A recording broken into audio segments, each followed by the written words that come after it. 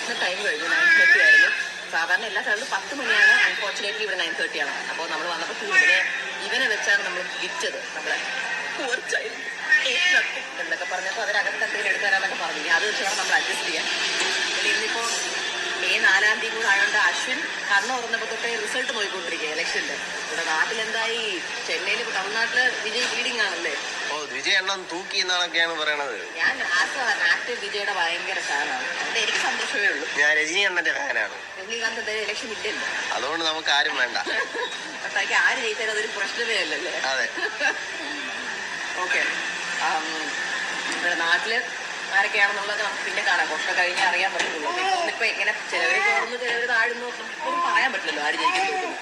Anyways, ഫുഡൊന്ന് വരട്ടെ. അവര് ഫുഡെന്ന് വെച്ചാൽ നമ്മളോടൊക്കെ നമ്മളോട് എന്താ ഇഷ്ടമൊന്നും പോലും ചോദിച്ചിട്ടില്ല.